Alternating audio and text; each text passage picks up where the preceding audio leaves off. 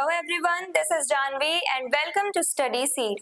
आज हम class 10th history chapter 4 का टॉपिक 5 पढ़ेंगे, that is the pace of industrial change. अब इंडस्ट्रीज सेटअप हुई थी 18th सेंचुरी में, वो भी पूरे वर्ल्ड में डिफरेंट पार्ट्स में जाकर के इंडस्ट्रीज सेटअप हुई। और ये जो इंडस्ट्रीज थी वो काफी सारे चेंजेस भी लेकर के आई हमारी सोसाइटी में। अब ये जितने भी चेंजेस आ रहे थे उनकी स्पीड कैसी थी, पेस यानी स्पीड कैसी थी, क्या सारे चेंजेस बहुत जल्दी आ गए, तुरंत चेंजेस आते चले गए, नए नए इन्वेंशंस होते चले गए, या फिर ये पूरा प्रोसेस बहुत टाइम कंज्यूमिंग था, यानी बहुत ग्रेजुअल प्रोसेस था, बहुत धीरे धीरे ये चेंजेस आ रहे थे या एकदम से आ गए। उसके बारे में हम आज की वीडियो में पढ़ेंगे। The process of industrialization did not happen in the same speed everywhere. अब हर जगह पे ये जो इंडस्ट्रियलाइजेशन की स्पीड थी वो सेम नहीं थी, यानी हर जगह पे कहीं कहीं पे इंडस्ट्रियलाइजेशन बहुत तेजी से हुआ, कहीं कहीं पे इंडस्ट्रियल चेंजेस बहुत तेजी से आए, एकदम स्पीड में आए, और कहीं कहीं पे इंडस्ट्रियल चेंजेस जो आए यानी इंडस्ट्रियलाइजेशन जो हुआ, इंडस्ट्रीज सेटअप हुई, वो सब बहुत धीरे धीरे हुआ, बहुत ग्रेजुअली हुआ, यानी बहुत स्लो प्रोसेस था। कुछ इंडस्ट्रीज काफी ज्यादा तेजी से ग्रो कर गई और कुछ इंडस्ट्रीज बहुत धीरे धीरे ग्रो कर रही थी, बहुत धीरे धीरे डेवलप कर रही थी। सम इंडस्ट्रीज ग्रू रैपिडली व्हाइल अदर्स ग्रू स्लोली, यानी कुछ इंडस्ट्रीज एकदम से बहुत तेजी से ग्रो कर गई और कुछ इंडस्ट्रीज बहुत धीरे धीरे ग्रो कर रही थी। अब इंडस्ट्रीज भी डिफरेंट काइंड्स की होती हैं, डिफरेंट टाइप्स की होती हैं, जैसे कॉटन टेक्सटाइल इंडस्ट्रीज जो कॉटन के टेक्सटाइल्स बनाती हैं यानी कपड़े बनाती हैं, शुगर इंडस्ट्री जो शुगर बनाती हैं शुगर केन से, और बाकी आयरन एंड स्टील इंडस्ट्री, ऐसे काफी सारी इंडस्ट्रीज हैं जो हमें अलग अलग प्रोडक्ट्स देती हैं। तो ये जो डिफरेंट इंडस्ट्रीज हैं उनमें से कुछ इंडस्ट्रीज बहुत ज्यादा तेजी से ग्रो करती चली गई और कुछ इंडस्ट्रीज बहुत धीरे धीरे ग्रो कर रही थी। डोमिनेंस ऑफ ट्रेडिशनल इंडस्ट्रीज, लेकिन अभी भी इंडस्ट्रियलाइजेशन के अर्ली इयर्स में हम लोगों को अभी भी डोमिनेंस यानी दबदबा इन्हीं ट्रेडिशनल इंडस्ट्रीज का देखने को मिल रहा था।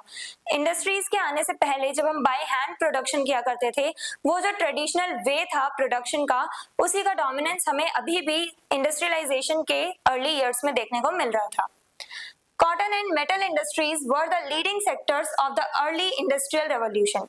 जब इंडस्ट्रियल रेवोल्यूशन आया यानी जब इंडस्ट्रीज सेटअप होने लगी, और इंडस्ट्रीज के आने के बाद भी ये कॉटन और मेटल इंडस्ट्रीज जो थी, कॉटन टेक्सटाइल इंडस्ट्रीज और मेटल इंडस्ट्रीज, ये अभी भी एक तरह से बहुत ज्यादा इंपॉर्टेंट रोल प्ले कर रही थी, पहले से चलती हुई आ रही थी और अभी भी ये बहुत इंपॉर्टेंट रोल प्ले करती हैं हमारी सोसाइटी में। कॉटन टेक्सटाइल्स, अब टेक्सटाइल्स यानी कपड़े तो हर कोई पहनता ही है, कॉटन इंडस्ट्रीज हो गई। मेटल इंडस्ट्रीज, अब आपके पास मेटल इंडस्ट्रीज जो है वो आपको बेस प्रोवाइड करती हैं दूसरे मशीन्स वगैरह बनाने के लिए। अगर आपको आयरन चाहिए और आयरन आपके पास है ही नहीं तो आप उस चीज का प्रोडक्शन नहीं कर पाओगे। फॉर एग्जाम्पल, आपको आयरन की रॉड बनानी है, लेकिन अगर आपके पास आयरन, रॉ आयरन जो होता है, पिग आयरन आयरन बोलते हैं, अगर वो आपके पास है ही नहीं तो आप आयरन से रॉड नहीं बना सकते हो। तो आपको ये जो बेसिक ये मेटल चाहिए, आयरन जो चाहिए आपको, वो आपको यहाँ से मिल जाएगा। रिफाइंड मेटल यानी कि आयरन ओर आपने निकाला अर्थ में से, आपने माइनिंग के थ्रू आयरन ओर निकाला और उसके बाद उसमें से सारी इंप्योरिटीज हटा करके पिग आयरन यानी कि जो आयरन जिसमें इंप्योरिटीज नहीं है, वो पिग आयरन आपने उसमें से एक्सट्रैक्ट करा उस ओर में से। अब वो जो आयरन है, जब तक आप आगे किसी को नहीं दोगे प्रोडक्शन के लिए, तब तक आपके पास इस आयरन के सिवाय, रॉ आयरन के सिवाय कोई और प्रोडक्ट आ ही नहीं पाएगा। तो अगर ये रॉ आयरन नहीं हुआ तब दूसरी इंडस्ट्रीज जो हैं वो अपना प्रोडक्शन नहीं कर पाएंगी। तो इसीलिए ये मेटल इंडस्ट्रीज जो हैं वो बेस प्रोवाइड करती हैं दूसरी इंडस्ट्रीज को जो मेटल्स के थ्रू ही अपना प्रोडक्शन कर पाती हैं। तो कॉटन और मेटल इंडस्ट्रीज अभी भी बहुत ज्यादा इंपॉर्टेंट थी, पहले से चली आ रही थी, लेकिन अब इंडस्ट्रियल रेवोल्यूशन के टाइम पे भी ये बहुत ज्यादा इंपॉर्टेंट होती चली गई। However, most industries were still traditional and home based. लेकिन अभी भी ज्यादातर जो इंडस्ट्रीज थी जो हमें देखने को मिल रही थी इस टाइम पे, वो अभी भी ट्रेडिशनल वे में ही अपना प्रोडक्शन कर रही थी और होम बेस्ड यानी होम पर ही रह करके, अपने घर में ही रह करके वो प्रोडक्शन कर रही थी। बाय हैंड हमें ज्यादा प्रोडक्शन देखने को मिल रहा था। Even by the mid-19th century, a large portion of workers in Britain was employed in small workshops and handicrafts, not in factories. Britain जहां पे सबसे पहले इंडस्ट्री सेटअप हुई 18th सेंचुरी में, 1730s के टाइम पे, तो ब्रिटेन में सबसे पहले इंडस्ट्री सेटअप हुई। लेकिन ब्रिटेन में ही अगर हम मिड 19th सेंचुरी की बात करें, यानी कि 1800 से बाद का टाइम, 1800 से 1899 का जो टाइम है उसकी बात करें, और यहाँ पे आ गया है मिड 19th सेंचुरी यानी 1850s के टाइम की बात करें, लेकिन फिर भी आपके कंट्री में सबसे ज्यादा लोग कहाँ पे एम्प्लॉयड हैं?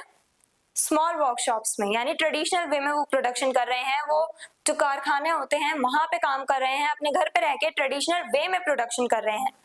ब्रिटेन की बात हो रही है, ब्रिटेन में सबसे पहले इंडस्ट्रियलाइजेशन हुआ, सबसे पहले इंडस्ट्रीज आई, लेकिन तब भी 19th सेंचुरी तक जो ब्रिटेन है वहां पे सबसे ज्यादा लोग कहाँ पे एम्प्लॉयड थे? इन स्मॉल वर्कशॉप्स में, और ट्रेडिशनल वे में ही वो अपना प्रोडक्शन कर रहे थे, ना कि वो फैक्ट्रीज में एम्प्लॉयड थे। फैक्ट्रीज के आ जाने के बाद भी अभी तक ज्यादातर लोग ट्रेडिशनल वे ऑफ प्रोडक्शन में ज्यादा इन्वॉल्व थे, ट्रेडिशनली वो सारे प्रोडक्शन कर रहे थे अपने गुड्स का। New technology took time to spread. ये एकदम से अभी हमने देखा था, ये जो स्पीड थी इंडस्ट्रियल चेंज की वो कैसी थी? ग्रेजुअल प्रोसेस था ये पूरा, यानी कि बहुत धीरे धीरे चेंजेस आए हैं। ऐसा नहीं है कि इंडस्ट्रीज आज सेट हो गई, आज सेटअप हो गई तो कल तक आपको बहुत ज्यादा चेंजेस देखने को मिल जाएंगे, ऐसा नहीं है। धीरे धीरे काफी साल लग जाते हैं चेंजेस आने में हमारे सोसाइटी में।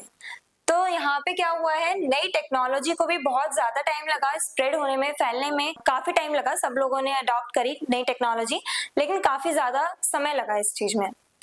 New inventions were not adopted quickly by all producers. नए नए इन्वेंशंस हुए, स्टीम इंजन्स आए, स्टीम्स के थ्रू हम लोग अब मशीन्स ऑपरेट कर पा रहे थे। बाद में जाके इलेक्ट्रिसिटी के थ्रू हम अब ऑपरेट करते हैं मशीन्स को, लेकिन पहले स्टीम इंजन्स के थ्रू किया जा रहा था। तो स्टीम इंजन्स आए, पावर लूम्स आए, ऐसे काफी सारे नए नए इन्वेंशंस होते चले गए, नई नई टेक्नोलॉजी आती गई, नई नई मशीन्स आने लगी हमारे पास। लेकिन ऐसा नहीं है कि इन मशीन्स को सभी प्रोड्यूसर्स ने एक्सेप्ट करा था। सभी प्रोड्यूसर्स ने एकदम से इन मशीन्स को एक्सेप्ट नहीं कर लिया। क्यों? इसके कुछ रीजंस भी थे। First one was high cost of machines, यानी सबसे पहली बात ये मशीन्स बहुत महंगी थी, यानी कि ये बहुत ज्यादा एक्सपेंसिव थी, तो इसलिए हर एक प्रोड्यूसर नहीं अफोर्ड कर सकता था अपने लिए।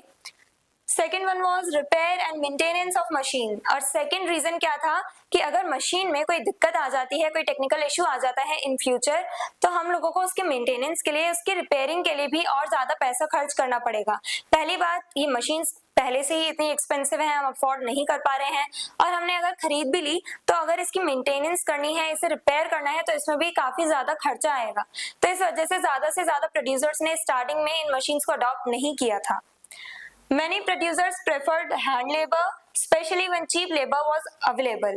ज्यादातर जो प्रोड्यूसर्स थे उन्होंने इन मशीन्स का यूज ना करके उन्होंने बाय हैंड प्रोडक्शन करवाया, यानी कि उन्होंने अगर चीप लेबर अवेलेबल है, यानी कम पैसों में अगर वर्कर्स मिल रहे हैं उन्हें काम करने के लिए, कम सैलरी पे अगर वर्कर्स काम करने के लिए तैयार हैं, तो इन प्रोड्यूसर्स ने क्या किया, इन मशीन्स को ना खरीद के ज्यादा से ज्यादा वर्कर्स को एम्प्लॉय किया, अपनी इंडस्ट्रीज में अपॉइंट किया, और उसके बाद उन वर्कर से बाय हैंड प्रोडक्शन करवाया। तो ये जो ज्यादातर प्रोड्यूसर्स थे वो स्टार्टिंग के टाइम में भी ट्रेडिशनल वे को ही इंपॉर्टेंस दे रहे थे। अब ये था कि हाँ, इंडस्ट्रीज बना दी हैं, अब होम बेस्ड वर्क नहीं हो रहा है, वर्कर्स को इन इंडस्ट्रीज में आकर ही बाय हैंड प्रोडक्शन करना पड़ रहा है। लेकिन अब इंडस्ट्रीज बना दी है, वर्कर्स आ रहे हैं, फैक्ट्रीज में ही आके काम कर रहे हैं, फिर भी वो बाय हैंड काम कर रहे हैं, ट्रेडिशनल वे में ही काम कर रहे थे वर्कर्स। ज्यादातर स्टार्टिंग में जैसे इंडस्ट्रियलाइजेशन हुआ तो स्टार्टिंग में ही सबने अडॉप्ट नहीं की थी ये टेक्नोलॉजी, बहुत टाइम लगा था। स्टार्टिंग में ज्यादातर प्रोड्यूसर्स ट्रेडिशनल वे को ही प्रेफर करते थे, बाय हैंड ही प्रोडक्शन करवाया करते थे, इन मशीन्स का यूज नहीं करते थे। Expansion of old industries. अब ओल्ड इंडस्ट्रीज जो थी, जो पुरानी इंडस्ट्रीज थी, ट्रेडिशनल वे में जो अपना प्रोडक्शन करती थी, वो अपना एक्सपेंशन करती चली गई। Food processing, building construction, furniture making. Food processing में जैसे हम ले सकते हैं अचार, मुरब्बा, ये सब जो बनाया जाता है, बेसिकली स्टार्टिंग से ये सब जो छोटे छोटे बिजनेसेस थे वो सब फूड प्रोसेसिंग में ही आते हैं। फूड प्रोसेसिंग का ये जो काम होता है ये आप बाय हैंड करते थे, यानी बाय हैंड ये ज्यादातर किया जाता था, स्पेशली लेडीज करती थी ये काम। बिल्डिंग कंस्ट्रक्शन, अगर आपको बिल्डिंग्स बनवानी है तो वो थोड़ी आप मशीन से बनवा रहे थे, स्टार्टिंग में लोग बनाया करते थे, यानी कि जो हम ह्यूमंस थे वही एज अ लेबर काम किया करते थे बिल्डिंग्स कंस्ट्रक्ट करने के लिए। फर्नीचर मेकिंग, फर्नीचर्स बनाने हैं, अगर आपको बेड वगैरह बनवाने हैं, अलमीराज बनवाने हैं, तो भी जो ह्यूमंस हैं वही ये सारे काम कर रहे थे, ये सारे टास्क परफॉर्म कर रहे थे। तो ये कुछ ऐसी इंडस्ट्रीज थी, यानी कि जिसमें फूड प्रोसेसिंग इंडस्ट्रीज हो गई, फर्नीचर मेकिंग का काम हो गया, ये सब काम जो है ज्यादातर हम ह्यूमन बींग्स ही कर रहे थे। अभी भी हम ये सब मशीन्स के थ्रू नहीं करा रहे थे, बल्कि खुद ज्यादातर इस काम को करना प्रेफर कर रहे थे। These industries relied more on manual labor, not on machines.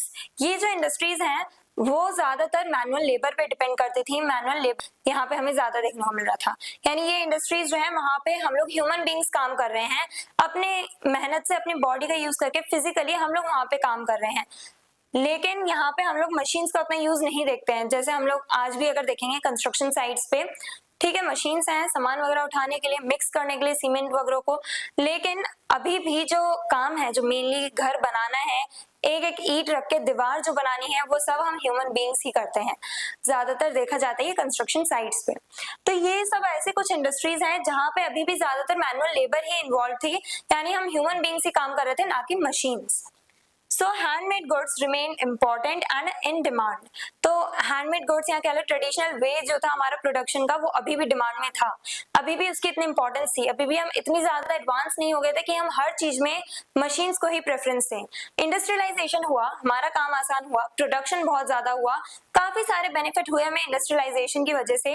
लेकिन फिर भी स्टार्टिंग के फेज में ऐसा नहीं है कि इंडस्ट्रियलाइजेशन एकदम तेजी से ग्रो कर गया। इंडस्ट्रीज एकदम तेजी से ग्रो नहीं करी थी, इंडस्ट्रीज पहले सेटअप हुई काफी लंबे समय तक, लेकिन फिर भी ज्यादातर जो लोग थे वो कहाँ पे एम्प्लॉयड थे, इन्हीं स्मॉल वर्कशॉप्स में, वो ट्रेडिशनल वे में प्रोडक्शन कर रहे थे। तो इससे पता चलता है कि ये जो स्पीड थी इंडस्ट्रियलाइजेशन की, वो ऐसा नहीं है कि एकदम से बड़ी है, एकदम से लोग जो है उन्होंने इंडस्ट्रीज में काम करना स्टार्ट कर दिया। नहीं, ऐसा नहीं हुआ, काफी धीरे धीरे, ये पूरा ग्रेजुअल प्रोसेस था, काफी टाइम लगा लोगों को ये सारी चीजें अडॉप्ट करने में।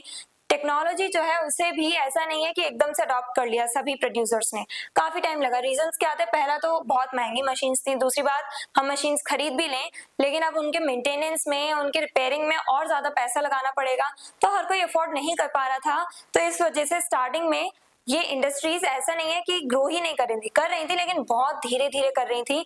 फिर बाद में जाकर के ये थोड़ा तेज हुआ है ये प्रोसेस, लेकिन अभी भी ऐसा नहीं है कि हमें एकदम से चेंजेस देखने को मिलते हैं हर चीज में। ये इंडस्ट्रीज जीरो से स्टार्ट हुई और बहुत धीरे धीरे धीरे धीरे करके ग्रो कर रही हैं। अभी भी हम ज्यादातर मॉडिफिकेशन कर रहे हैं और न्यू इन्वेंशंस करने की कोशिश कर रहे हैं, इनोवेशंस कर रहे हैं। तो ऐसा नहीं है कि डेवलपमेंट रुक जाएगा, हम और ज्यादा डेवलप करते जाएंगे। इसी टाइप से इंडस्ट्रीज भी और ज्यादा ग्रो करती चली जाएंगी।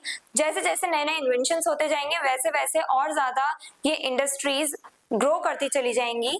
यानी अभी तक ये प्रोसेस रुका नहीं है। इंडस्ट्रियलाइजेशन जब से स्टार्ट हुआ है तब से लेकर के इंडस्ट्रीज ग्रो कर रही है, डेवलप कर रही हैं, और अभी भी आज भी 2025 में भी ये प्रोसेस चल ही रहा है।